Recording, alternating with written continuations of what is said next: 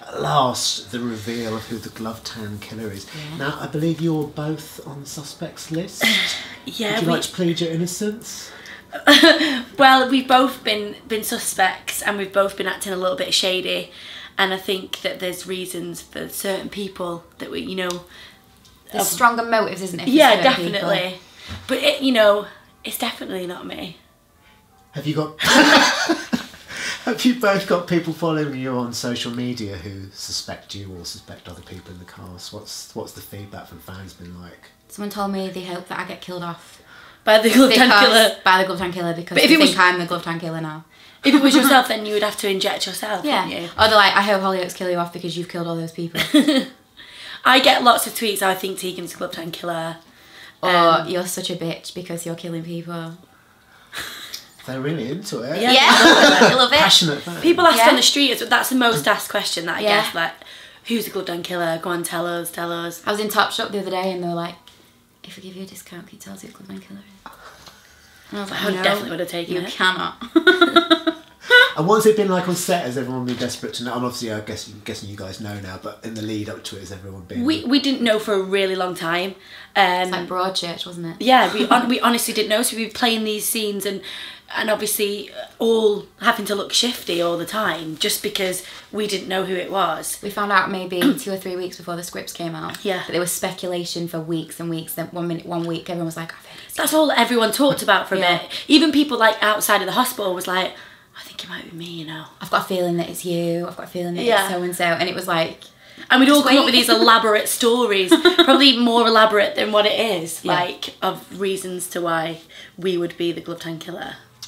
Tell us what's going on for both of you during anniversary week. For example, for you, Jessica, you going to have any more sort of punch-ups or slap fests? You seem to be attacking rather a lot of residents at the moment. I'm punching everybody at the moment.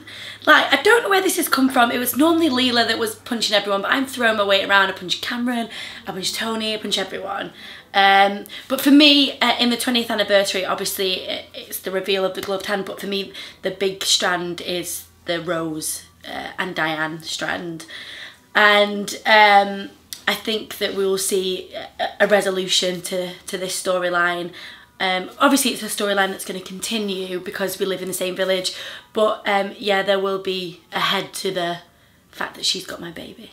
And it's such a moral dilemma, isn't it, this whole baby swap thing? What is the right thing to do? Yeah, because I think like me and Alex always have like jokes, and like I think we're being a bit serious sometimes as well, because Mia, who plays my little girl, she's been mine since she was 6 weeks old, so I've had her all the way up. She's like 2 now.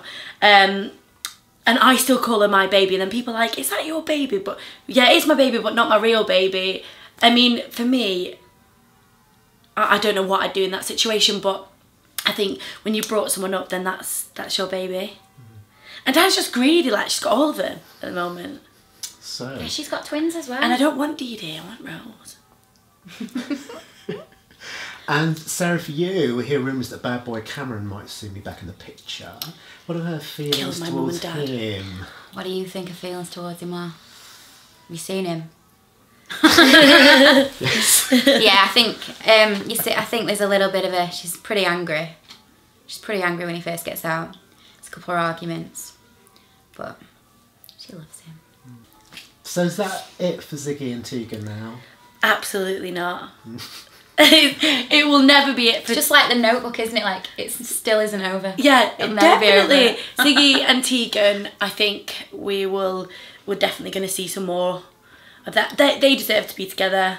And I'm sorry, but I think Cameron and Leela need to be together. You're part of quite a serious storyline at the moment, the child abuse storyline, which is ongoing. What has that been like to sort of play? Have you been getting any feedback from fans? I've had a lot of a lot of private messages actually from people on that have come through my Instagram, because I didn't even know you could do this, but people have messaged me through Instagram that have got body issues themselves and have said, I'd never realised like that people saying things like this, what's affecting it, and I've asked for help, I've spoken to my teacher, just little things like that, and it's such a good feeling that it's helping people. Then especially like for Nadine and Twinny, who've had the more recent stuff, and that it all coming out about the rapes and stuff like that. I think it's really like been good for them, because it's just getting it out there. It's getting it out there and saying to people, if it happens, you need to go and tell somebody. So I think, yeah, it's like, it's been really good, but then it's also been like really sort of like sad, because it really does happen. Everybody wants to know whether Pete is eventually going to get his comeuppance. Are you able to tease a bit of where the storyline's going? Yeah, obviously this can't be a typical soap ending, it has to be a realistic ending, so we can give like the fans a real, this is what will happen if it happens to you. So Pete will be getting his comeuppance, and it will be a realistic ending. I think that's what Hollyoaks for me is really good at. I think that it really deals with lots of current issues and taboo subjects that not many people talk about, especially, you know, the fact that we're on at 6:30 and there's lots of things that we can't do and we can do, but I really think that they tackle great things like the abuse storyline, and we had the HIV storyline and things like that. I think they're really at the forefront of presenting those stories really well as well.